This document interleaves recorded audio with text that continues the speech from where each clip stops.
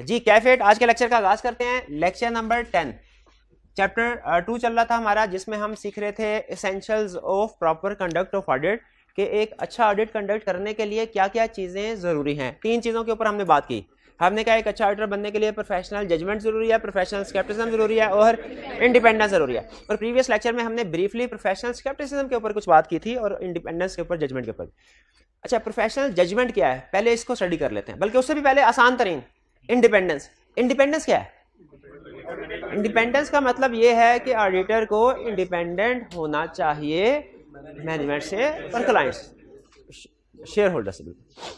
अच्छा, फर्ज कीजिए अगर दो लोगों का आपस में कोई झगड़ा है, लीगल डिस्प्यूट है, केस चल रहा है, एक पहला फ्रीक एक दूसरा फ्रीक, इसमें जो जज है उसका रोल क्या होना चाहिए? क्या वो इंडिपेंडेंट होना चाहिए? इंडिपेंडेंट होना चाहिए।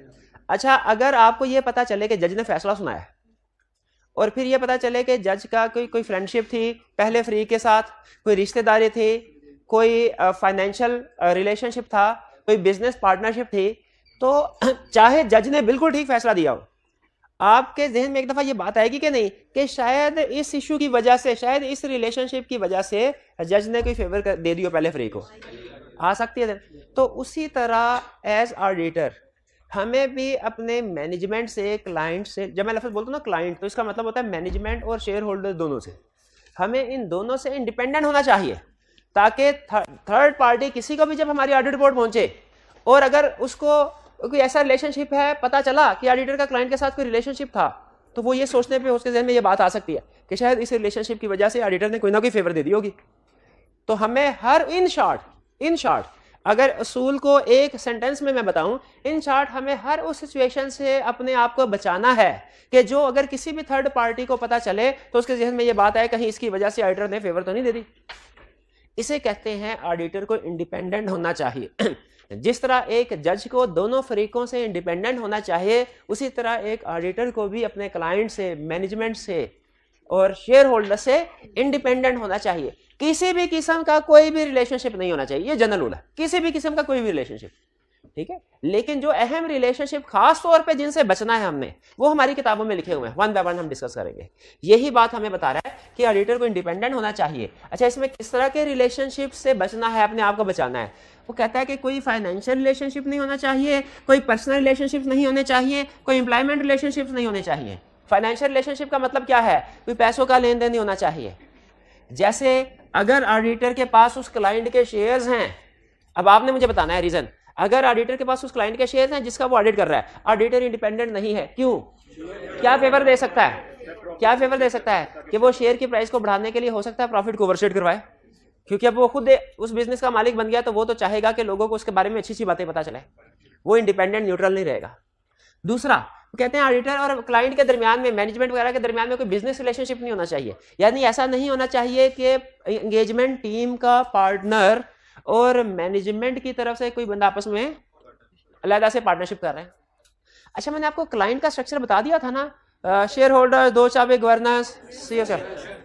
जल्दी से ना एक सीएफएम का स्ट्रक्चर भी समझ लें या आगे, क्योंकि अभी मैंने एक टर्म बोली ना पार्टनर, तो मुझे एकदम से लगा शायद आप पता नहीं पहुंच पाए हो कि नहीं कि पार्टनर किसको कहते हैं। एक जो सीएफएम होती है ना, सीएफएम वो एक सर्विस सेक्टर ऑर्गेनाइजेशन है, कुछ बेचते नहीं है, मतलब मैन्युफैक्चरिंग नहीं करते, सर्विस सेक्टर। उसमें वो चाहे वो सोल प्रोप्राइटरशिप भी हो सकती है, वो पार्टनरशिप फर्म भी हो सकती है, सोल प्रोप्राइटर भी हो सकता है, कंपनी फार्म में नहीं हो सकते। चाहे सोल प्रोप्राइटर हो चाहे पार्टनरशिप हो, जो उसके मालिक या मालिकान होंगे उन्हें हम कहते हैं पार्टनर्स। एक है तो भी उसे कहेंगे पार्टनर, और अगर पार्टनरशिप है 4 5 7 8 10 फिर भी उसे कहेंगे पार्टनर। हम एक टिपिकल एग्जांपल लेते हैं कि एक फर्म है, उसके 6 पार्टनर्स हैं। हर पार्टनर्स ने अपने अपने क्लाइंट बांटे होते हैं। कुछ पार्टनर्स ऐसे होते हैं जो ऑडिट सर्विसेज प्रोवाइड करते हैं, ऑडिट प्लस रिव्यू। कुछ होते हैं जो टैक्स सर्विसेज प्रोवाइड करते हैं, कुछ होते हैं जो एडवाइजरी सर्विसेज, बिजनेस एडवाइस वगैरह प्रोवाइड करते हैं। यानी यूं समझ लें हर पार्टनर ने अपने अपने एरियाज, डिपार्टमेंट्स को बांटा होता है, और हर डिपार्टमेंट के अंदर उनके अपने अपने क्लाइंट्स होते हैं। जैसे अगर ऑडिट डिपार्टमेंट में 20 ऑडिट क्लाइंट्स हैं, तो हो सकता है पार्टनर ए 12 क्लाइंट्स को डील कर रहा हो, पार्टनर बी 8 क्लाइंट को डील कर रहा हो। अब ये जो पार्टनर होता है ना, एंगेजमेंट पार्टनर, ये फर्म के अंदर हाईएस्ट पर्सन है, और एक एंगेजमेंट को एक ही पार्टनर डील करता है। एक एंगेजमेंट को एक, यानी अगर आपने ऑडिट करवाना है तो सिर्फ एक ही पार्टनर ऑडिट में इन्वॉल्व होगा, दूसरे पार्टनर इसके ऑडिट में इन्वॉल्व नहीं होंगे। ठीक है, वो हर एक का अपना अपना क्लाइंट होगा, यानी एक एंगेजमेंट में जो सुप्रीम पावर है विद इन द फर्म वो पार्टनर है। पार्टनर के लिए लाजिम है चार्टर्ड अकाउंटेंट होना। फिर इसके बाद अब जाहिर है पार्टनर तो सारे काम नहीं करेगा, फोटो कॉपी करवाने जाना है पार्टनर थोड़ी जाएगा, क्लाइंट के साथ मीटिंग करने के उसे कुछ इंफॉर्मेशन लेनी है, जूनियर लेवल पे स्टाफ, अगर सीएफओ सीईओ के साथ मीटिंग है फिर चाहे पार्टनर खुद करे, लेकिन दूसरे manager accounts human resource department वाले के साथ मीटिंग है कोई दूसरे लोग करेंगे। तो पार्टनर ने अपनी हेल्प के लिए मैनेजर्स को अपॉइंट किया होता है। मैनेजर, ये मैनेजर्स कौन लोग होते हैं? ये ऐसे लोग होते हैं जिनके आर्टिकल्स खत्म हो चुके हैं। ये कौन होते हैं? ऐसे लोग जिनके आर्टिकल्स खत्म हो चुके हैं, मे बी वो क्वालिफाइड हो मे बी ना हो। ठीक है, अगर नॉन क्वालिफाइड हो, अभी फर्म का अपना अपना क्राइटेरिया होता है, बाहर वो मैनेजर्स होते हैं। मैनेजर्स के लिए क्वालिफाइड चार्टर्ड अकाउंटेंट होना जरूरी नहीं है, हो भी सकते हैं नहीं भी हो सकते हैं। फिर मैनेजर के नीचे एक बाकायदा टीम होती है, पूरी टीम। इस टीम में 1 से लेके 50 तक स्टूडेंट हो सकते हैं, ट्रेनिंग स्टूडेंट्स, आप लोग जो आप कैफ क्वालिफाई करने के बाद ट्रेनिंग करेंगे, 1 से लेके 50। अगर छोटी सी जॉब है तो 1। ठीक है, मैंने ऐसी जॉब भी किया जिनमें सिर्फ एक अकेला नहीं होता था, और ऐसी जॉब भी किया जिनमें 70-80 पर्सन होते थे टीम का हिस्सा। तो वो डिपेंड करता है जॉब को, क्लाइंट छोटा है बड़ा है, जॉब की नेचर क्या है। नॉर्मली अगर एक मीडियम साइज कंपनी के ऑडिट की बात करें तो उसमें तकरीबन 6 से लेकर 10 के दरमियान में टीम होती है, जिसमें एक होता है सीनियर जो कि ऑन जॉब सबका सीनियर है, मतलब इस पूरी टीम का। नॉर्मली पार्टनर और मैनेजर ऑफिस में बैठते हैं, और ये जो टीम होती है ना, ये क्लाइंट की प्रेमिसेस में जाके काम कर रही होती है। इसमें एक सीनियर है, फिर 2 या 3 होते हैं सेमी सीनियर। सीनियर वो बंदा होता है जो अपने आर्टिकल्स के आखिरी साल में हो, उसको तकरीबन यानी 2.5-3 साल हो चुके हो, अपने आर्टिकल्स के आखिरी साल में है। टीम के अंदर, इस टीम के अंदर मोस्ट सीनियर पर्सन है 2 सेमी सीनियर जिन्हें तकरीबन 1.5-2 साल हो चुके हो, और फिर होते हैं 4 से लेके 6 तक कह लें जूनियर्स, जो भी ताज़ा भर्ती हुई होती है। किसी को कुछ दिन हुए होते हैं, किसी को कुछ महीने हुए होते हैं। ठीक है, अब एरिया एलोकेशन जब होती है ना, तो जो सबसे क्रिटिकल एरिया होता है वो सीनियर कहता है मैं करूंगा। जो मॉडरेट रिस्क वाले एरिया, जो हाई रिस्क वाले एरियाज होते हैं वो सीनियर करता है, जो मॉडरेट रिस्क वाले हैं वो सेमी सीनियर, जो लो रिस्क वाले हैं वो जूनियर। फोटो का भी, और इनको और भी बड़े काम दिए जाते हैं, फोटो का भी सब। हाँ, नहीं हमारे फर्म में वो डिफरेंट रोल दिए होते थे। एक होता था मनोरंजन मंत्री, जिसका काम ये होता था कि दोपहर को टीम ने क्या खाना ये डिसाइड करेगा। फिर जब टीम कहीं आना जाना होता था तो एक निगोशिएटर होता था जो टैक्सी वाले के साथ निगोशिएशन करता था। हर एक को उसका रोल दिया गया होता था। एक फाइनेंस मिनिस्टर होता था जो फर्म की तरफ से बजट मिलता था, उसने सारा हिसाब किताब रखना होता था, कितने पैसे मिल गए हैं, कितने आ गए, और बिल वगैरह सारे डिफरेंट एडिशनल। सीनियर चाहे तो कुछ एडिशनल रोल्स भी इनको एलोकेट कर सकता है। तो अच्छा, अब यह टीम। अच्छा, जब मैं अब बोलूँ ना एंगेजमेंट पार्टनर, तो आपको पता चल जाना चाहिए ये वो पर्सन है जो कि अल्टीमेट इस जॉब पे, जिसने ऑडिट रिपोर्ट पे साइन करना है, जिसने ऑडिट रिपोर्ट पे साइन करना है। और ये बात ध्यान में रखिएगा, एक जॉब पे, एक ऑडिट पे, जैसे फर्ज कीजिए अगर हम सुजुकी कंपनी का ऑडिट करते हैं तो एक ही पार्टनर होगा, 2 पार्टनर्स नहीं होंगे, 2 पार्टनर्स काम नहीं करेंगे, एक ही करेगा। और फर्म के बिहाफ पे ऑडिट रिपोर्ट पे साइन वो एंगेजमेंट पार्टनर ही करेगा। इसमें एक लफ्ज होता है पार्टनर, एक होता है एंगेजमेंट पार्टनर, इन दोनों में फर्क है। इस फर्म में अगर फर्ज कीजिए अगर 8 पार्टनर्स है ना, 8 पार्टनर, तो पार्टनर सारे हैं। एंगेजमेंट पार्टनर कौन है? जो इस एंगेजमेंट को सुपरवाइज कर रहा है। एक कंपनी का एंगेजमेंट पार्टनर कुछ और होगा उसकी ऑडिट पे, दूसरी कंपनी का ऑडिट के लिए हो सकता है एंगेजमेंट पार्टनर कोई और हो। तो ये engagement partner, manager, senior, semi senior, audit junior, ये टर्म्स के साथ आप फेमिलियर हो गए, हायरार्की भी क्लियर हो गई। चलिए, ये टर्म आगे केस स्टडी में भी यूज होंगे। तो वापस आते हैं बिजनेस रिलेशनशिप के। हमारे एंगेजमेंट पार्टनर में और क्लाइंट के डायरेक्टर में आपको पता चले दोनों मिलकर कोई साइड बिजनेस कर रहे हैं, तो इसका मतलब जहन में आएगा बात कि कहीं ये उसको फेवर देने के लिए, क्योंकि उनका बिजनेस इंटरेस्ट इन्वॉल्व है, कोई उनकी अनड्यू बात ना मान रहा हो। ऑब्टेनिंग लोन, अगर ऑडिटर क्लाइंट से लोन ले ले तो अब क्या समझेगा, आपके जहन में बात आएगी ना कि लोन लिया तो बिक गया, कुछ ना कुछ इसने फेवर दी होगी। तो हमें ये बताया जाता है कि आपने इन सिचुएशंस को अवॉइड करना है। इसी तरह पर्सनल रिलेशनशिप नहीं होना चाहिए। जैसे हमारे किसी भी टीम मेंबर का कोई सीनियर है, इसका भाई पता चले उस क्लाइंट पे अकाउंटेंट है, तो जहन में फौरन बात आ जाएगी कि नहीं कि सीनियर ने लगता है अपने भाई के एरिया में उसको फेवर दी होगी। फैमिली मेंबर, अगर ऑडिट टीम मेंबर में से किसी का भी कोई फैमिली मेंबर क्लाइंट पे किसी पोस्ट पे काम कर रहा है, फौरन जहन में आएगा इंडिपेंडेंट नहीं है, कोई फेवर दी होगी इसने। लॉन्ग एसोसिएशन, एक ही क्लाइंट का 15-20 साल से ऑडिट कर रहे हो, तो 15-20 साल, अगर पहले कोई पर्सनल रिलेशनशिप नहीं भी था तो फ्रेंडशिप हो जाती है। हमारे प्रैक्टिस में ऐसे भी केसेस थे कि 7-8 साल हो गए एक ही क्लाइंट का ऑडिट कर रहे हैं, तो हमारे मैनेजर और क्लाइंट का जो डायरेक्ट एग्जांपल, वो उनमें फ्रेंडशिप हो गई। वो बाज़ औक़ात वो घूमने फिरने भी चले जाया करते थे, मतलब यहाँ पे जाओ। गिफ्ट, अगर पता चले कि क्लाइंट के किसी मेंबर ने हमारे टीम मेंबर को गिफ्ट दिया, देखा, इसी वजह से मना किया, इसी वजह से मना किया कि गिफ्ट नहीं लेने, हमने क्लाइंट से कोई गिफ्ट नहीं लेने।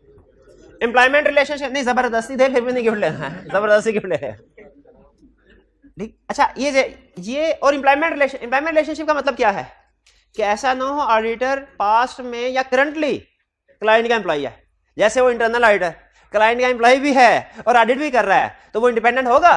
वो एक्सटर्नल ऑडिट कभी भी नहीं हो सकता। वो इंटरनल ऑडिटर तो हो सकता है जिसकी बात कोई बाहर का बंदा नहीं मानता।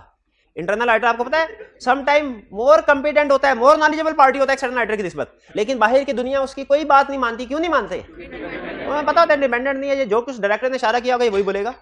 हाँ, डायरेक्टर्स अगर चाहे तो उससे काम करवा ले और उसके काम पे एतबार कर ले, वो उनकी मर्जी है, बाहर की थर्ड पार्टीज नहीं मानते। अच्छा, ये सिर्फ मैंने आपको ना इंडिपेंडेंस की एग्जांपल्स दी है कि किन चीजों का ध्यान रखना है एग्जैक्टली इन सिचुएशन को, और कुछ और भी सिचुएशंस हैं, इनको एग्जांपल्स के साथ डिस्कस किया गया है हमारे सिलेबस में कि एज ऑडिटर हमने इन चीजों से बचना है। वो सारी सिचुएशंस कहाँ लिखी हुई है भला, यानी डिटेल्ड में। ये तो चंद एक एग्जांपल थी ना मैंने आपको। डिटेल में इंडिपेंडेंस की रिक्वायरमेंट्स, यानी इंडिपेंडेंट रिक्वायरमेंट मतलब कि किस किस सिचुएशन में ऑडिटर की इंडिपेंडेंस को इफेक्ट हो सकता है, और अगर ऑडिटर की इंडिपेंडेंस इंपेयर हो रही है, इफेक्ट हो रही है, तो ऑडिटर को क्या करना चाहिए। ये बातें डिस्कस हुई हैं। कहाँ डिस्कस हुई हैं भला? कंपनीज एक्ट में भी, जिसे हम लीगल रिक्वायरमेंट्स कहते हैं, और कोड ऑफ एथिक्स में भी, जिसे हम एथिकल रिक्वायरमेंट्स कहते हैं, एथिकल रिक्वायरमेंट्स कहते हैं, ठीक है। कंपनीज एक्ट हमें किसने दिया? एससीसीपी ने। कोड ऑफ एथिक्स हमें किसने दिया? आईकैप ने। शाबाश, इंडिपेंडेंस क्लियर हुआ जी। हाइब्रिड वाले इंडिपेंडेंस क्लियर हुआ तो हाथ उठा दीजिए, मुझे बता दीजिए। शाबाश, बेहतरीन। अब चलते हैं दूसरा, प्रोफेशनल जजमेंट। ये भी मैंने आपको बता दिया था। प्रोफेशनल जजमेंट क्या है? प्रोफेशनल जजमेंट का मतलब वेस्टिंग माइंड नहीं होना चाहिए। प्रोफेशनल जजमेंट का मतलब ये है, कंसेप्चुअली इसका मतलब क्या है कि हम आपको पढ़ाएंगे तो जरूर ऑडिटिंग स्टैंडर्ड में लिखा हुआ है, इस सिचुएशन में ये काम करना है, इस सिचुएशन में ये काम करना है, इस सिचुएशन में ये काम करना है, लेकिन दुनिया की हर सिचुएशन ऑडिटिंग स्टैंडर्ड में डिस्कस नहीं हुई। तो जो सिचुएशन अगर आपको प्रैक्टिकली ऐसी फेस करना पड़ जाए जो ऑडिटिंग स्टैंडर्ड में डिस्कस नहीं हुई, आप क्या करेंगे? आप उस एरिया को बिल्कुल इग्नोर कर देंगे? नहीं, क्या करेंगे? जजमेंट अप्लाई करेंगे। जैसे अगर आपको सारे कंसेप्ट बताए जाएंगे, इंशाल्लाह जो क्वेश्चन आएंगे और केस स्टडीज आएंगी उन्हीं कंसेप्ट में से आएंगे, लेकिन फर्ज कीजिए समझाने के लिए एग्जांपल दे रहा हूं, एग्जाम में कोई ऐसा क्वेश्चन आ गया जो ऑडिटिंग में कहीं पे लिखा भी नहीं हुआ, ऐसी केस स्टडी आ गई, क्या करेंगे? क्या सिर्फ उसको इग्नोर कर देंगे कि ये तो कहीं नहीं लिखी हुई थी केस स्टडी, मैंने नहीं करनी, या जो कुछ सीखा हुआ उसकी बेस पे प्रोफेशनल जजमेंट को अप्लाई करते हुए अटेम्प्ट करेंगे? बताइए, क्या इग्नोर कर देंगे, छोड़ देंगे, कि ऐसे क्वेश्चन को अटेम्प्ट करेंगे? अटेम्प्ट करें। अच्छा, अटेम्प्ट करेंगे, अपनी जजमेंट को सामने रखे, वहां पे अपनी जजमेंट अप्लाई करेंगे कि ऑडिटिंग स्टैंडर्ड में सोचेंगे, अब मैंने तो पूरी किताब पढ़ ली है, अगर मुझे ये कंसेप्ट कहीं पे ये वाला क्वेश्चन नहीं, इसका मतलब है पूरे हाल में किसी को भी ये कंसेप्ट नहीं आता होगा, इसका मतलब है आईकैप इसमें मेरी जजमेंट चेक करना चाह रहा है कि मैं किस हद तक सोचता हूं। तो अब इसमें माइनस पॉइंट तो ये होता है, इस तरह के क्वेश्चन में फौरी तौर पर झटका लगता है, ये कभी पढ़ा ही नहीं है, लेकिन प्लस पॉइंट ये होता है आईकैप आपकी जजमेंट चेक कर रहा होता है, इसमें अगर आप थोड़ा सा भी अच्छा परफॉर्म कर लेना तो वो आपको बड़े लीनियंट मार्किंग करता है, मार्क्स अलाउ करता है, जो जजमेंट वाले क्वेश्चन होते हैं। तो हम ये सोचेंगे, अच्छा मैं थोड़ी सी हिम्मत करूँ ना और कुछ रेलिवेंट पॉइंट लिख दूँ तो मुझे मार्क्स मिल जाएंगे। तो यहाँ पे फिर आपने बजाय अपनी प्रोफेशनल जजमेंट को अप्लाई करते हुए डिसाइड करना है क्या मैं कौन से प्रोसीजर परफॉर्म करूँ। लेकिन याद रखें, जजमेंट कौन सी? Professional judgement. प्रोफेशनल जजमेंट कौन सी? ऑडिट वाली, ठीक है। यानी जो कुछ लिखेंगे उस सिचुएशन से मिलते जुलते प्रोसीजर लिखेंगे, मिलते जुलते प्रोसीजर लिखेंगे, ठीक है। तो ये नहीं है कि अगर फर्ज कीजिए वो हमसे पूछता है शेयर कैपिटल के प्रोसीजर बताओ, हम कहे शेयर कैपिटल के तो नहीं आते, ऐसा करता हूं जजमेंट लगाता हूं डेटर्स के लिख देता हूं। ये नहीं लिखने, डेटर्स के नहीं लिखने। हाँ, शेयर कैपिटल के ही कुछ थोड़ा सा हिम्मत करें, शेयर कैपिटल के प्रोसीजर क्या? अच्छा, शेयर मैंने तो नहीं पढ़े हुए, लेकिन मैंने कंपनी लॉ में कोई शेयर कैपिटल से रिलेटेड कुछ डॉक्यूमेंट्स पढ़ी, प्रोस्पेक्टस होता है, मेमोरेंडम ऑफ एसोसिएशन, तो मैं इस तरह के प्रोसीजर बनाऊं, इसमें ये रेलिवेंट डॉक्यूमेंट का जिक्र कर देता हूं, ऐसे करते ये है प्रोफेशनल जजमेंट। ये नहीं कि कुछ भी कर दे, नहीं, जो कुछ आपने सीखा हुआ है, जो कुछ सीखा हुआ है, अपने नॉलेज, अपने एक्सपीरियंस को सामने लाके डिसाइड करना। यही कह रहा है कि प्रोफेशनल जजमेंट क्या है? प्रोफेशनल जजमेंट है अप्लाई करना किसको? Cumulative audit knowledge experience and training को। अपने उस एक्सपीरियंस को जो आपने इकट्ठा किया है, क्यूमुलेट किया है, अपने ऑडिट के उस नॉलेज को जो आपने इकट्ठा किया है, नॉलेज की बेस पे, अपने एक्सपीरियंस की बेस पे, ट्रेनिंग की बेस पे, ठीक है, इसकी बेस पे डिसाइड करना। क्या डिसाइड करना? जैसे हम आपको डिफरेंट केस स्टडी में एग्जांपल बताते हैं, इस सिचुएशन में राइटर ने ये किया, इस सिचुएशन में राइटर ने ये किया। अगर राइटर के पास शेयर्स है क्लाइंट के, उन्हें फौरी तौर पे सेल कर दे। अगर बिजनेस रिलेशनशिप है खत्म कर दे। लोन लिया हुआ है रीपे कर दे। फैमिली मेंबर है, जिसका फैमिली मेंबर है उसे उठा के किसी दूसरी एंगेजमेंट में भेज दे। ठीक है, गिफ्ट है, एक्सेप्ट ही ना करें, एक्सेप्ट कर लिया है तो रिटर्न कर दें, रिटर्न भी नहीं कर सकते तो जिसने एक्सेप्ट किया उसको खुदे लाइन लगा दें, उसे कहा जाओ भाई ऑफिस में बैठो, तुम इस काबिल ही नहीं हो कि इंडिपेंडेंट होकर ऑडिट कर सके। ये सारे डिफरेंट कोर्स ऑफ एक्शन है। ये है डिसाइड करना कि मैंने किसी, जो एक्सपीरियंस आपको क्लास में सिखाया जाता है, किताबों में लिखा हुआ है, प्रैक्टिस में जाएंगे आपकी ट्रेनिंग होगी। तो ये सारा आप सिर्फ ऑडिटिंग स्टैंडर्ड में जो लिखा हुआ है वही आपका ऑडिट नॉलेज नहीं है। क्लास में बैठ के जो आप लेक्चर्स सुनते हैं, जो केस स्टडी एग्जांपल्स आपके साथ शेयर होती हैं, वो भी आपके ऑडिट नॉलेज का हिस्सा है। आपको जो पेपर में केस स्टडीज आते हैं वो भी आपके ऑडिट नॉलेज का हिस्सा है। आप जो प्रैक्टिस में जाके ट्रेनिंग के दौरान में सीखेंगे, एक्सपीरियंस, ट्रेनिंग, वो भी हिस्सा। ये सारी चीजें आपने अप्लाई करनी है प्रोफेशनल जजमेंट को यूज करता है। इनकी बेस पे डिसाइड करना कि आपका कोर्स ऑफ एक्शन क्या होगा। ठीक है, और ये प्रोफेशनल जजमेंट कंसेप्ट समझ आ गया ना, कि ऐसी सिचुएशन जो किताबों में नहीं लिखी उसमें हमने डिसाइड करना है कि हमारा कोर्स ऑफ एक्शन क्या होना चाहिए। और ये कोर्स ऑफ एक्शन हमने कैसे डिसाइड करना है? हवाई डिसाइड नहीं करना, ठीक है, कि क्या करना है, बल्कि अपने हमारा जितना भी नॉलेज एक्सपीरियंस है उसकी बेस पर डिसीजन करना। प्रोफेशनल जजमेंट कहां अप्लाई होती है? प्रोफेशनल किन सिचुएशन में? अकाउंटिंग में भी अप्लाई होती है, ऑडिट में भी, और कोड ऑफ एथिक्स में भी।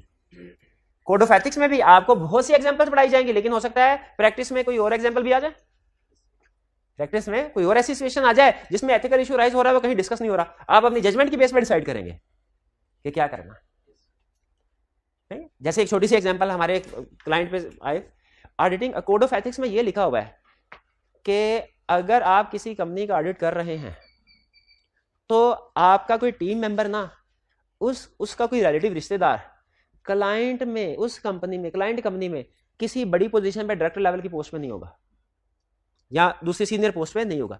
ये कॉमन सेंस की एग्जांपल है, समझ आती है ना? ये उन्होंने क्लियरली लिखा हुआ है। आपके टीम में कोई भी टीम मेंबर है, उसका कोई भी रिलेटिव क्लाइंट में किसी सीनियर पोस्ट पे नहीं होना चाहिए। हुआ क्या उस क्लाइंट में? हमारे टीम का कोई भी रिलेटिव क्लाइंट में सीनियर पोस्ट पे नहीं था, क्लाइंट की कंपेटिटर कंपनी में सीनियर पोस्ट पे था। हमारे टीम मेंबर के वालिद साहब थे, वो कंपेटिटर कंपनी में सीएफओ थे। अब ये लिखा नहीं हुआ कोड ऑफ एथिक्स में, लेकिन मुझे बताइए आपको कोई एथिकल इशू इसमें नजर आ रहा है? नजर आ रहा है। कैसा ना हो इस कंपनी की कॉन्फिडेंशियल इंफॉर्मेशन उधर दे दे। अब लिखा, अब आप क्या इसको इग्नोर कर देंगे कि इसके बारे में तो कहीं कोड ऑफ एथिक्स में सिचुएशन डिस्कस ही नहीं हुई, इसका मतलब इस पर कुछ भी नहीं करना। अपनी प्रोफेशनल जजमेंट अप्लाई करेंगे आप। अब आप अपनी प्रोफेशनल जजमेंट अप्लाई करें अपनी प्रोफेशनल जजमेंट अप्लाई। बताइए क्या करना होगा, क्या करना चाहिए सिचुएशन में? उस बंदे को टीम का हिस्सा नहीं, शाबाश, सिंपल। और यही करना चाहिए। ये है प्रोफेशनल जजमेंट का फायदा, कि आपको कॉम्प्लेक्स वर्ल्ड है ना, आपको किसी भी तरह की सिचुएशन फेस करना पड़ सकती है, तो अननोन सिचुएशन आए फौरी डिसीजन कर सके यहां पे मुझे क्या करना है, एप्रोप्रिएट कोर्स ऑफ एक्शन क्या होगा। ठीक है, to reach appropriate course of action. Clear? तो ये प्रोफेशनल जजमेंट याद रखे। ICAP एग्जाम में आपसे लाजमी एक क्वेश्चन में, वैसे कभी नहीं भी करवाता टेस्ट, लेकिन लेटेस्ट ट्रेंड उसका है कम से कम एक क्वेश्चन में वो आपसे प्रोफेशनल जजमेंट जरूर आपकी टेस्ट करेगा। और कैसे टेस्ट करेगा प्रोफेशनल जजमेंट? कैसे टेस्ट? वो कोई ऐसी सिचुएशन आपको देगा जो आपने उससे पहले नहीं पढ़ी होगी, और आपसे कहेगा बताइए इस सिचुएशन में ऑडिटर क्या करे।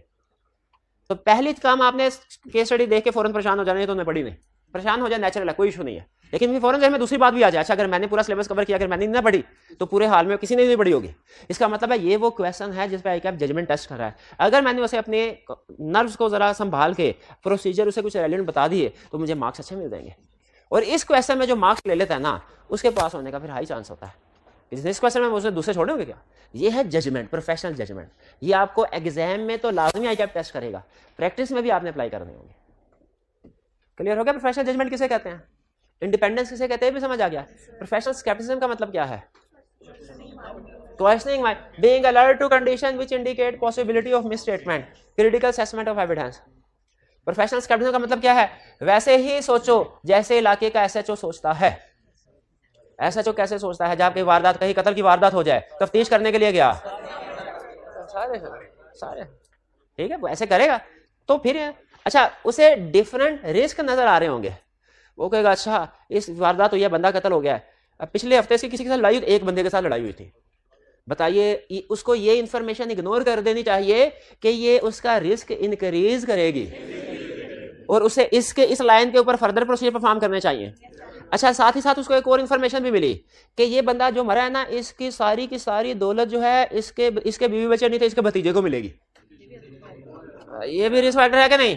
उससे इस पे भी सोचना चाहिए कि नहीं, ये भतीजा भी हो सकता है।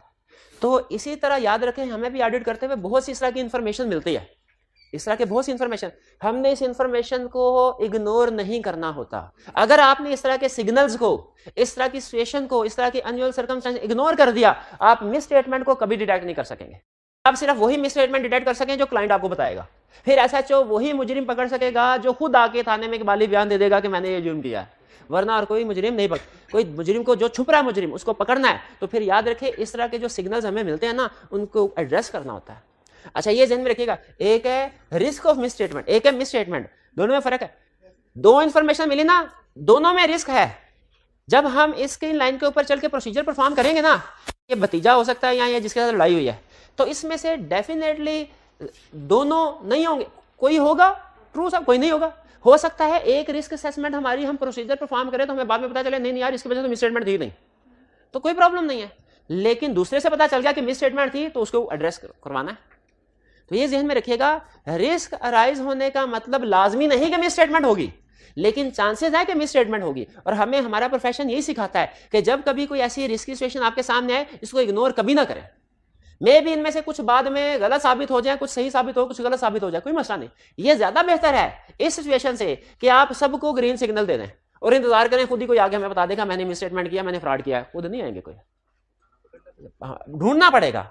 और ये सुराग मिलते हैं, जिस तरह मुजरिम सुराग छोड़ के जाते हैं, हमें भी अपने ऑडिट प्रोफेशन में सुराग मिलते हैं। ये भी मैं आपके साथ शेयर करूंगा आज के लेक्चर में, ये सुराग डिस्कस करने हैं कि आप जब ऑडिट कर रहे होंगे, कौन कौन सी ऐसी सिचुएशन आएगी जो जैसे आपके सामने आए फौरन आप अलर्ट हो जाएं, आगे इधर गड़बड़ है, दैया पता लगाओ, इधर गड़बड़ है, इस सिचुएशन में गड़बड़ है। ये सारी सिचुएशन हमने लिखी हुई है, अभी डिस्कस करेंगे। अच्छा, ये तो कंसेप्ट आपको बता दिया ना। वो क्या कहता है स्टैंडर्डाइज्ड लैंग्वेज में, प्रोफेशनल स्केप्टिसिज्म क्या? क्वेश्चनिंग माइंड, लोगों से क्वेश्चन करते रहो। तफ्तीश है ना, तफ्तीशी अफसर ने क्वेश्चन ही करने और क्या करना है। हमारा माइंडसेट, हमारा प्रोफेशन वैसे ही बना रहा है, कहते हैं लोगों से क्वेश्चन, ज्यादा से ज्यादा इंफॉर्मेशन लो। इसमें फिर ऐसा भी होगा बाज़ औक़ात एक बंदे का बयान दूसरे से नहीं मिलेगा, एक बंदे का बयान दूसरे से नहीं मिले। जहां पे इनकंसिस्टेंसी है वहां पे ज्यादा फोकस करो। अलर्ट टू कंडीशन, अगर ऐसी कंडीशन आपके सामने है जो पॉसिबिलिटी ऑफ मिस स्टेटमेंट, जैसे लड़ाई वाली कंडीशन आ गई आपके सामने, अलर्ट हो जाए। क्रिटिकल असेसमेंट ऑफ एविडेंस, आपको जो भी एविडेंस प्रोवाइड किया जा रहा है उसको क्रिटिकली असेस करें, देखिए एविडेंस ठीक भी है कि नहीं ठीक, ठीक है। ये सारे आप में सूसियात होनी चाहिए। प्रोफेशनल स्केप्टिसिज्म में तीनों चीजें, क्वेश्चनिंग माइंड भी, being alert to condition which indicate possibility of misstatement भी, क्रिटिकल असेसमेंट ऑफ एविडेंस भी। लेकिन अगर आप मुझसे पूछे सर डेफिनेशन नहीं, तीनों पॉइंट्स आप देंगे, लेकिन कंसेप्चुअली बताएं केस स्टडी के पॉइंट ऑफ व्यू से कौन सा एक कंसेप्ट ज्यादा अहम है। इसका मतलब क्या है कि जैसे ही आपको कोई ऐसी कंडीशन नजर आए जिससे मिस स्टेटमेंट इंडिकेट होती हो, फौरन अलर्ट हो जाए, फौरन अलर्ट हो जाए और उस चीज के ऊपर फोकस करना शुरू कर दें। अब वो कंडीशन, यहां पे अहम क्वेश्चन ये है कि वो कौन कौन से कंडीशंस हो सकती हैं जो मिस स्टेटमेंट को इंडिकेट करे। वो सारी कंडीशन जो एग्जाम में वो आपसे पूछ सकता है, वो सारी कंडीशन हमारे सिलेबस की हद तक जो मिस स्टेटमेंट को इंडिकेट कर रखी, वो हमने उसकी लिस्ट बना रखी है। उस लिस्ट में से कुछ एग्जांपल आज डिस्कस करेंगे, कुछ कल डिस्कस करेंगे। भाई प्रोफेशनल स्केप्टिसिज्म समझ आ गई? Professional scepticism is equal to SHO. आगे चलें, इंपॉर्टेंस ऑफ प्रोफेशन, इसकी अहमियत क्या है? ये जरूरी है रिस्क आइडेंटिफाई करने में। आप प्रोफेशनल स्केप्टिसिज्म के बगैर रिस्क आइडेंटिफाई ही नहीं कर सकते। प्रोफेशनल स्केप्टिसिज्म के बगैर रिस्क आइडेंटिफाई, आपकी गली में एक बंदा रहता है, बेरोजगार है, ठीक है, वो बेरोजगार है, और आपको एक दिन पता चला उसने नई बाइक ले ली, नई बाइक ले ली, क्या सोचेंगे? अलर्ट होंगे कि नहीं? गड़बड़ है, बिल्कुल ठीक है, इसे रिस्क पर, और हमें एविडेंस ऑब्टेन करने में भी हेल्प मिलती है। क्यों? जब रिस्क आइडेंटिफाई करेंगे उसके बाद कौन सा रिस्क हाई है, कौन सा रिस्क लो, ये क्लासिफिकेशन भी करते हैं। तो हाई रिस्क पे हाई एविडेंस ऑब्टेन करना है, लो रिस्क पे लो एविडेंस ऑब्टेन करना। प्रोफेशनल स्केप्टिसिज्म अवॉइड करता है क्या? ओवरलुकिंग अनयूजुअल सर्कमस्टेंसेस, यानी अगर कोई अनयूजुअल सिचुएशंस हैं उनको ओवरलुक करना। ओवरलुक का मतलब क्या? इग्नोर करना। अब बताएं, अगर प्रोफेशनल स्केप्टिसिज्म आपके माइंड में है, आपके सामने अनयूजुअल सिचुएशंस आई, आप उसे इग्नोर कर देंगे? नहीं, इग्नोर, कंसीडर करेंगे उनको। ठीक है, overgeneralising professional scepticism avoid करता है कंक्लूजन को ओवर जनरलाइज करने। ओवर जनरलाइज कंक्लूजन क्या है?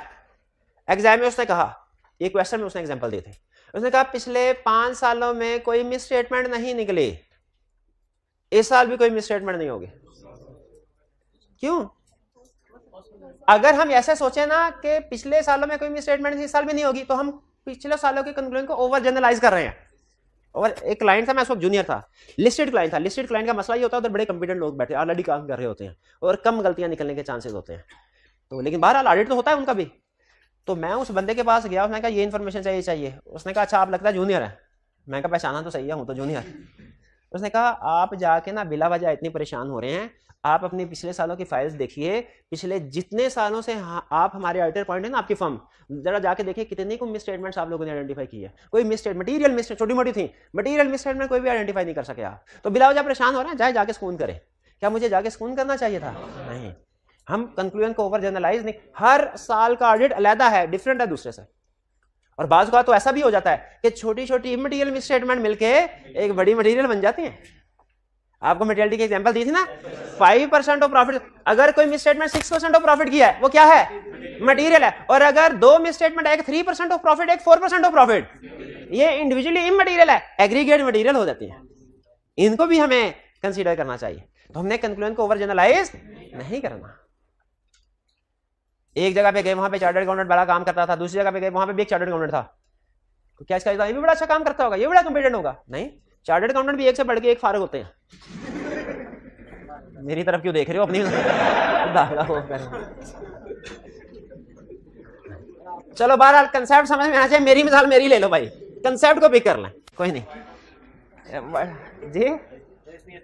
अच्छा चलें, ये भाई व्हाइट बोर्ड का क्या कह रहे हैं? अच्छा व्हाइट बोर्ड की तरफ देख रहे थे, ठीक है ठीक। इनएप्रोप्रिएट अजम्पशन, प्रोफेशनल स्केप्टिसिज्म आपको इनएप्रोप्रिएट अजम्पशन से बचाता है। इनएप्रोप्रिएट अजम्पशन क्या है?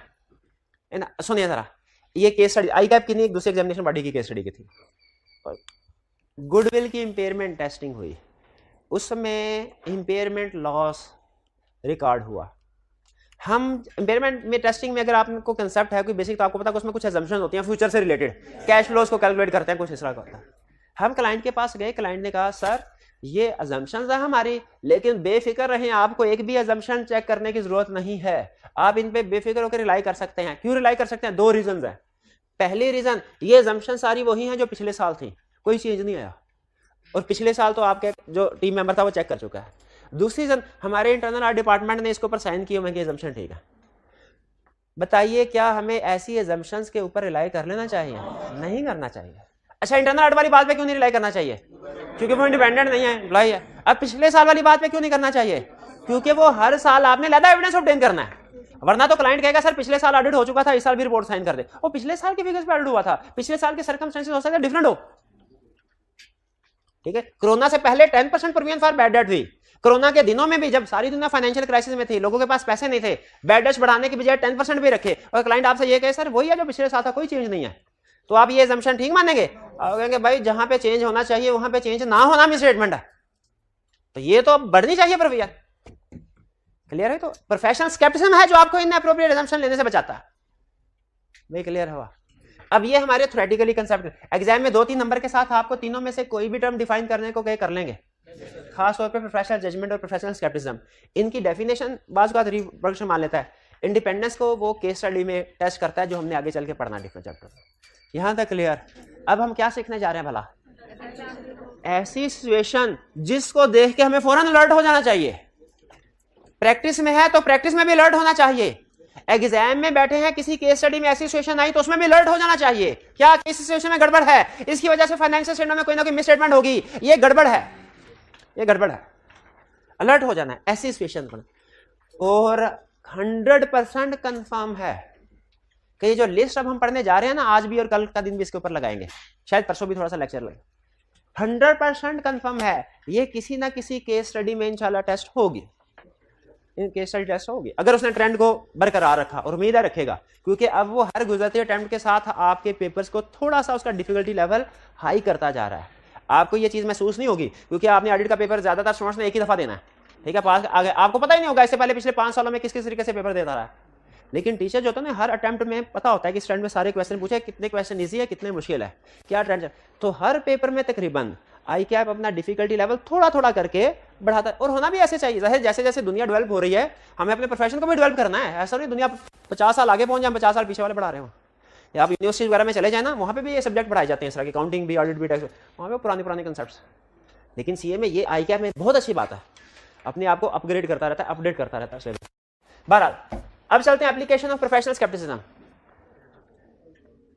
कि वो सिचुएशंस जिनमें हमारा प्रोफेशनल स्केप्टिसिज्म फौरन अलर्ट हो जाना चाहिए कि इसमें कोई ना कोई गड़बड़ हो सकती है इस चीज की वजह। ये केस स्टडी के लिए वेरी इंपॉर्टेंट, केस स्टडी के लिए वेरी इंपॉर्टेंट। जैसे पहली सिचुएशन अगर आपको लगे, अच्छा अब इसमें मैं थोड़ा सा तरतीब आगे ऊपर नीचे करके बढ़ा रहा हूं। पहली सिचुएशन, एनुअल ग्रोथ पिछले साल की निस्बत इस साल सेल्स में 20% इंक्रीज है। रिस्क है, क्या रिस्क है?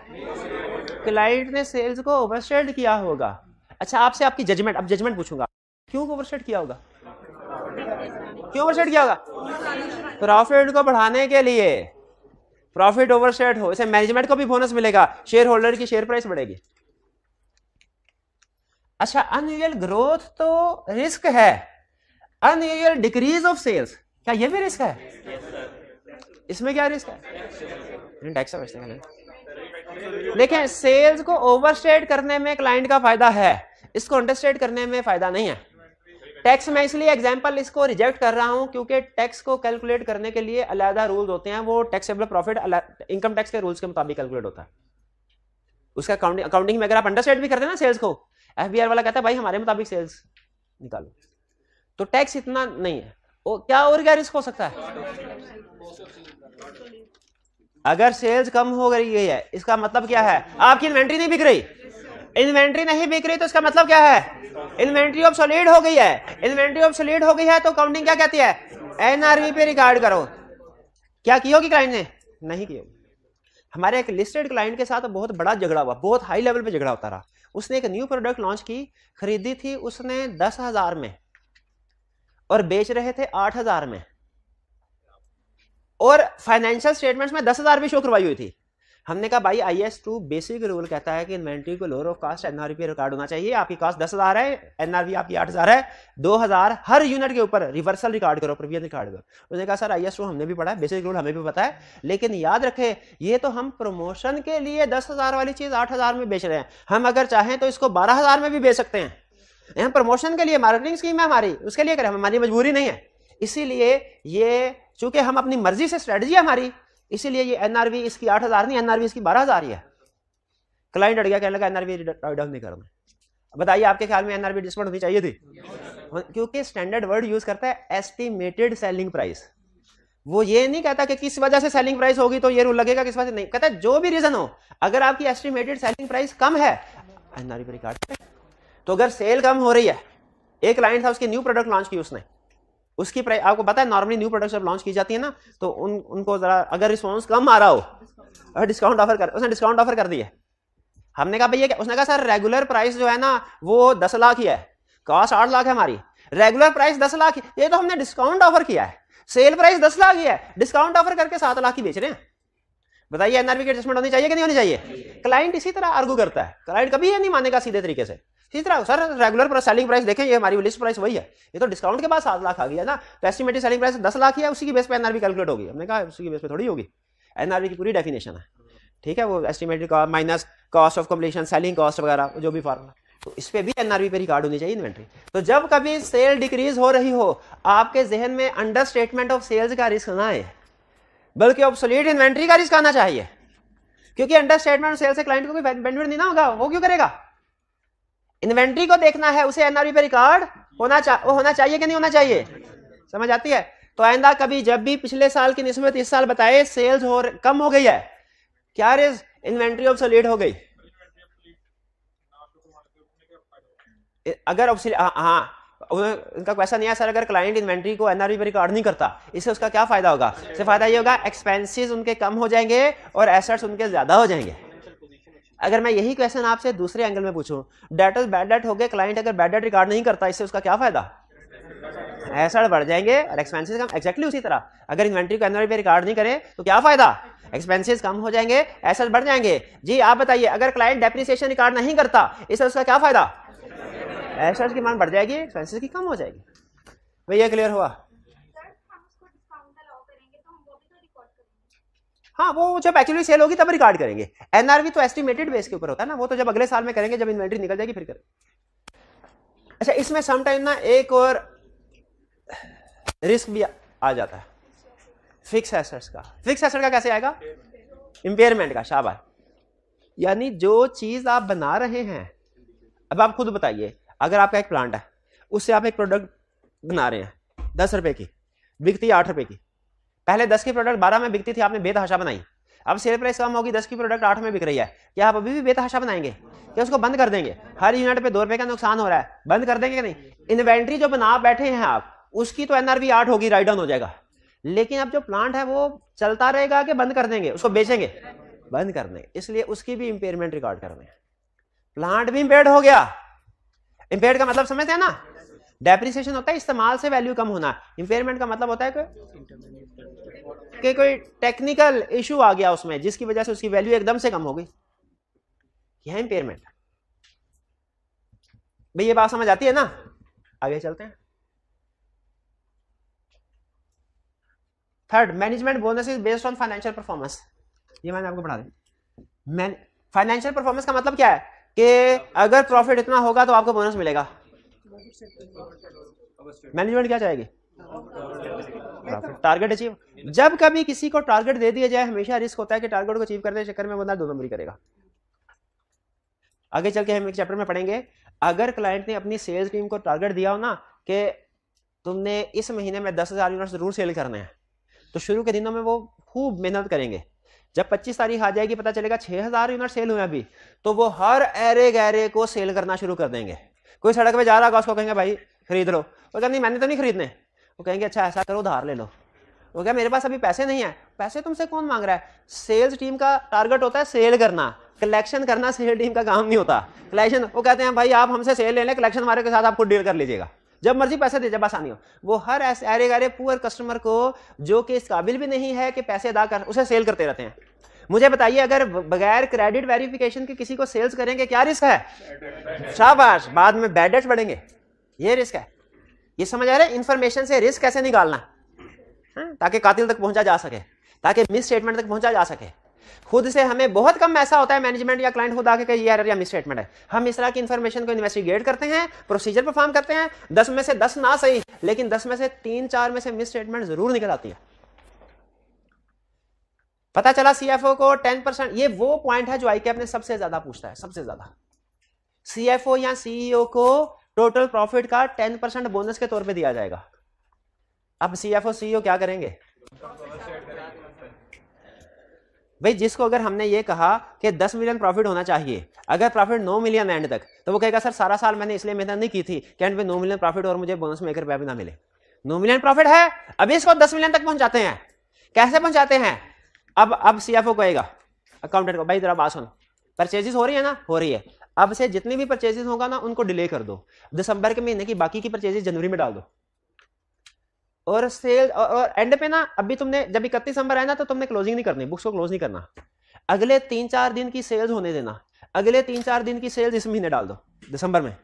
यानी परचेजेस को पोस्टपोन कर दिया, सेल्स को अर्ली रिकॉर्ड कर दिया। और क्या किया? और ऐसा करो कि आखिरी महीने की जो क्रूड लायबिलिटीज थी ना, बिजली का बिल, पानी, गैस का बिल, और जो सैलरी अदा करने थे, उसको क्रू ना करो। अव्वल तो ऑडिटर सैंपल बेस पे काम करता, हो सकता है उसको पता चले ही ना, लेकिन अगर पता चल भी गया, हम कह देंगे सर अक्रूवल डालनी भूल गए थे।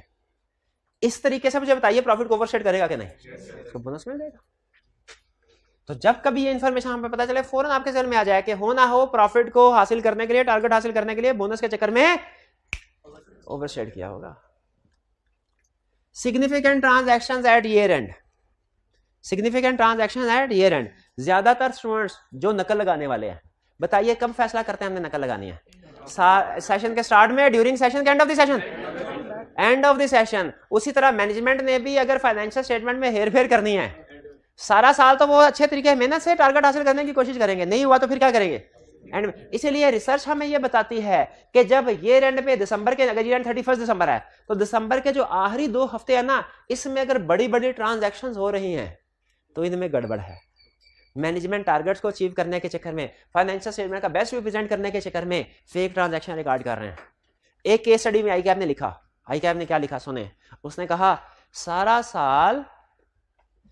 साल की जो टोटल सेल्स है ना, अब 15 दिसंबर तक 11.5 महीनों की, वो है 23.5 मिलियन, 23.5 मिलियन।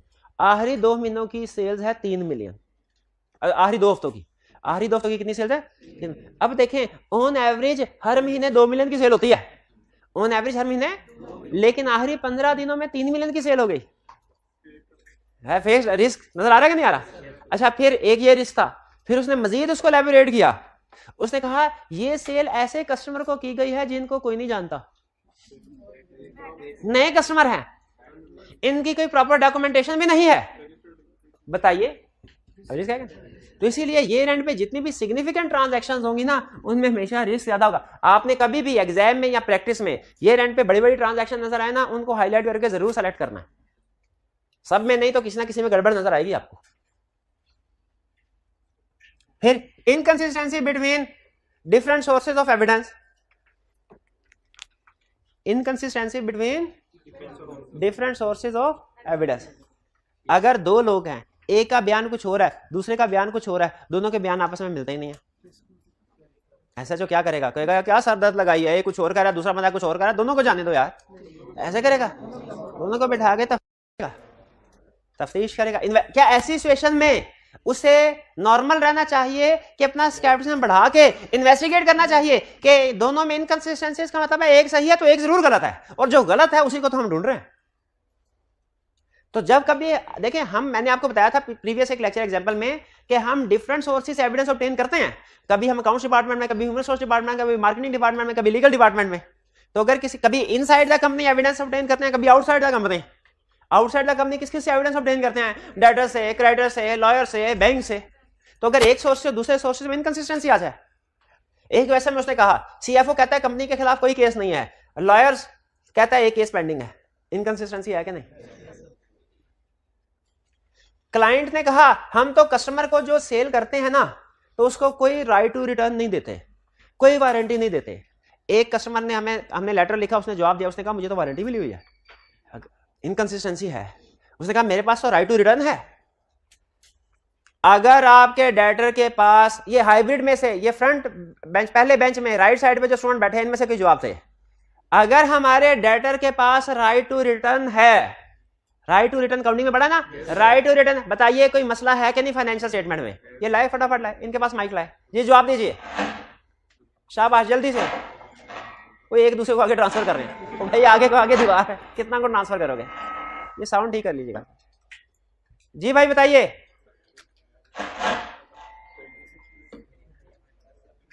भाई कुछ तो बोलिए, आवाज सुनाइए हमें अपनी। जी जी जी जी, हाँ राइट टू रिटर्न है, तो फाइनेंशियल में कोई मसला है कि नहीं है? कोई, अच्छा कोई नहीं होगा, क्या समझे इसको? कोई नहीं होगा, हाँ इनकंसिस्टेंसी है, कोई पहले कोई नहीं फिर होगा, उसके जवाब में इनकंसिस्टेंसी आ गई है। ये हाल है जी भाई, बताइए।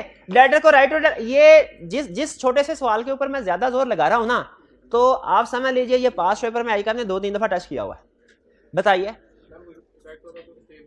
इफेक्ट होगा, क्योंकि अगर राइट टू रिटर्न दिया हुआ ना, तो जब तक वो राइट खत्म नहीं होता आप सेल रिकॉर्ड नहीं कर सकते।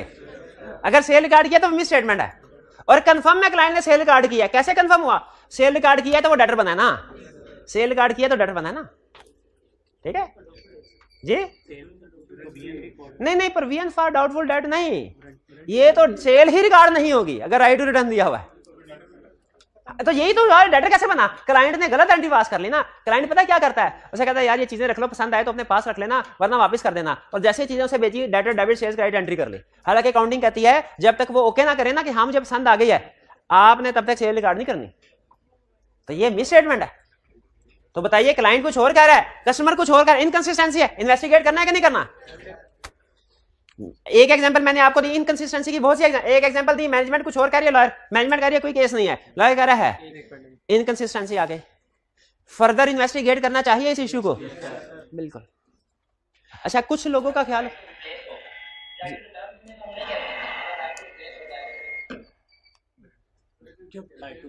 नहीं राइट टू रिप्लेस, ये पता नहीं ऑडिट में कभी नहीं टेस्ट हुआ right to replace. Right to replace भी राइट टू रिटर्न की तरह ही है मेरा ख्याल है।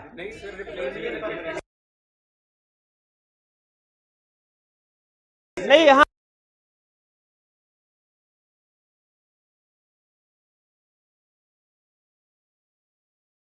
होता होगा,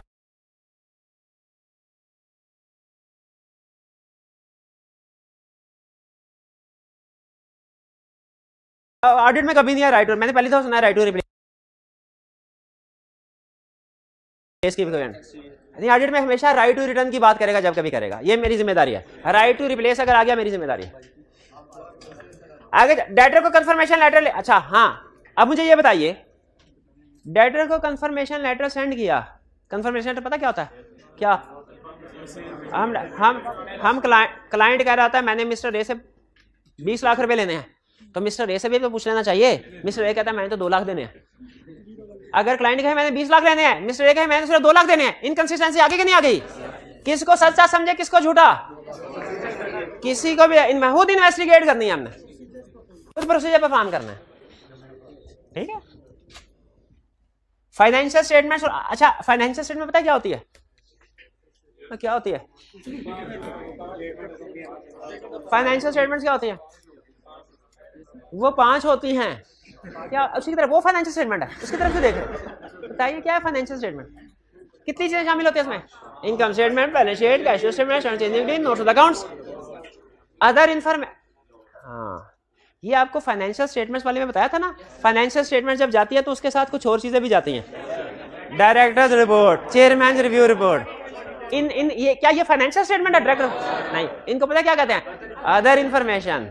आपको याद होगा मैंने क्वेश्चन भी पूछा था, अगर अदर इन्फॉर्मेशन में कोई चीज गलत है, फाइनेंशियल स्टेटमेंट ठीक है, तो हम कौन सा अनमोडिफाइड के मोडिफाइड, अनमोडिफाइड, शाबाश। लेकिन मुझे ये बताइए, आप एक दफा सोचेंगे तो सही ना कि हमारे जो ऑडिट किया है इसमें सेल्स 200 मिलियन है, डायरेक्टर अपनी रिपोर्ट में कह रहा है कि हमने इस साल जो है वो 250 मिलियन की सेल्स की है, तो कहीं कोई गड़बड़ तो नहीं है भाई, हो सकता है कि नहीं इनकंसिस्टेंट इंफॉर्मेशन आए तो हमें एज ऑडिटर थोड़ा सा सोचना चाहिए, यही कह रहा है, यही समझा रहा है। मेन कंसेप्ट क्या है, जब कभी डिफरेंट सोर्सेज ऑफ एविडेंस में इनकंसिस्टेंसी आए आपने इग्नोर नहीं करना, हमेशा प्रोसीजर परफॉर्म करना है।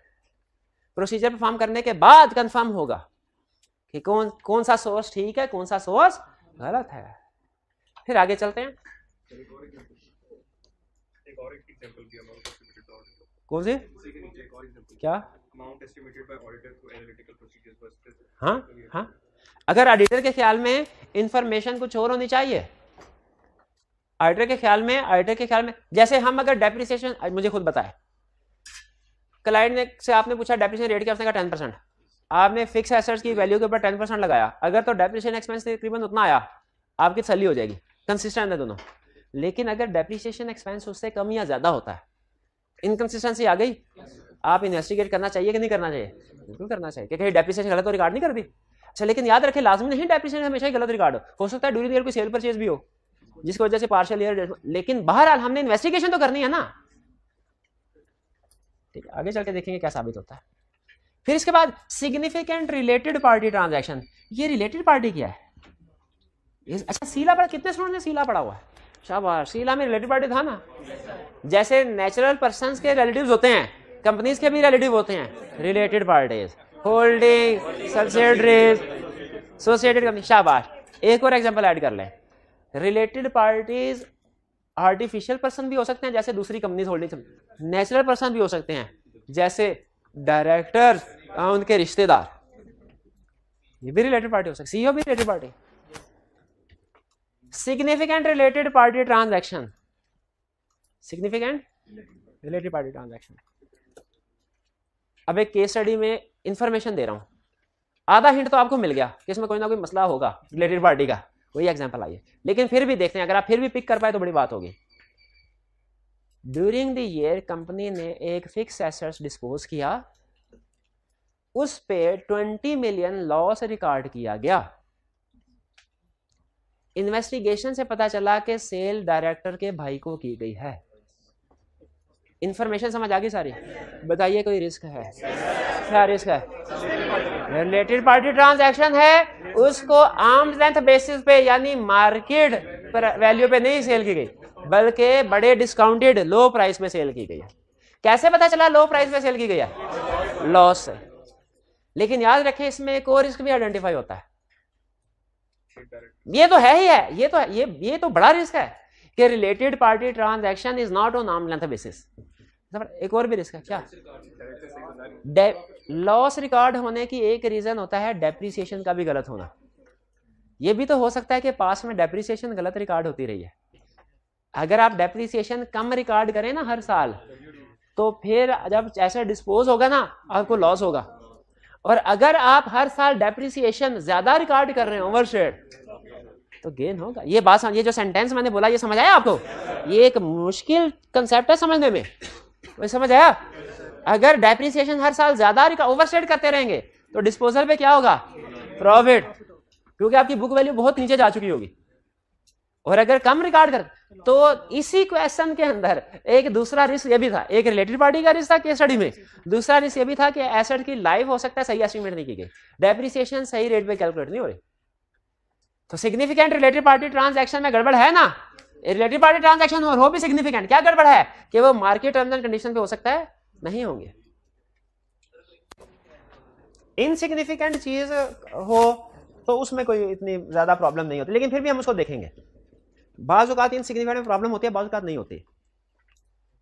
ठीक, 10 रुपए की सेल, एंट्री रिकॉर्ड हुई, डेटर्स डेबिट सेल्स क्रेडिट 10 रुपए, इमटेरियल है। लेकिन अगर पता चले कि 1 लाख वाली चीज 10 रुपए में सेल की है, आप खुद बताइए 1 लाख रुपए वाली चीज 10 रुपए में सेल करेंगे? अमाउंट देखें तो इमटेरियल है, लेकिन अगर नेचर देखें कि रिलेटेड पार्टी को सेल की थी, तो फिर मटेरियल है क्या नहीं है? तो उन्होंने पूछा इनसिग्निफिकेंट, तो मैंने कहा इनसिग्निफिकेंट होना तो फिर भी आप सर्च करें रिलेटेड पार्टी को, अगर ट्रांजैक्शन इनसिग्निफिकेंट है ना उसको भी सर्च करें, उसमें भी मिसस्टेटमेंट छुपी हो सकती है। जैसे उसको 10 रुपए की सेल करें, एक एसी बनाने वाली कंपनी 1 लाख का एसी है, बाकियों को सेल करती है तो cash debit sales credit 1 lakh, related party को सेल्स की कैश डेबिट सेल्स क्रेडिट 10 रुपए। अब आप इसको क्या कहेंगे? इनसिग्निफिकेंट है, छोड़ दो कि रिलेटेड पार्टी है, इस वजह से रिस्क है, इसे सेलेक्ट करना चाहिए, वेरिफिकेशन करना चाहिए। रिलेटेड पार्टी के साथ अगर इनसिग्निफिकेंट भी हो ना वो भी रिस्की है। होल्डिंग, सब्सिडियरी, एसोसिएटेड कंपनीज, ये तो हो ही। हाँ, बड़ी एग्जांपल डायरेक्टर्स और उनके रिश्तेदार भी। हाँ, जब लफ्ज हम क्लाइंट बोलते हैं ना तो ये एक जेनेरिक टर्म है। असल में ना मुझे क्लाइंट का लफ्ज बोलना ही नहीं चाहिए पूरे सेशन में, लेकिन जो कि प्रोफेशन में ये फ्रीक्वेंटली बोला जाता है, तो इसीलिए बाज़ औक़ात क्लाइंट का वर्ड मुंह से निकल आता है। लेकिन इसका मतलब ये होता है कि इसमें मैनेजमेंट भी शामिल है, शेयर होल्डर्स में। ठीक है, यानी जिस कंसेप्ट में मैं लफ्ज क्लाइंट बोलूं, इसका मतलब है वो मैनेजमेंट और शेयर होल्डर दोनों में अप्लाई हो रहा है।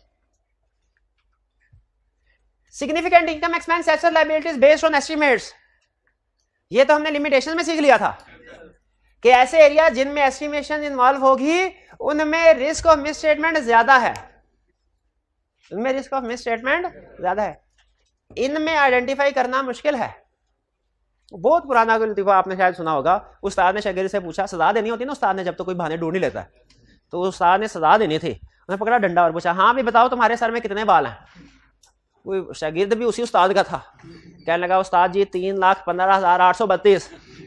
उस्ताद बड़ा कहता है तुम्हें कैसे पता चला? कहता सर नहीं यकीन तो गिन ले। नहीं यकीन, उसे पता है कि भाई गलत है, कौन सा साबित हो जाएगा?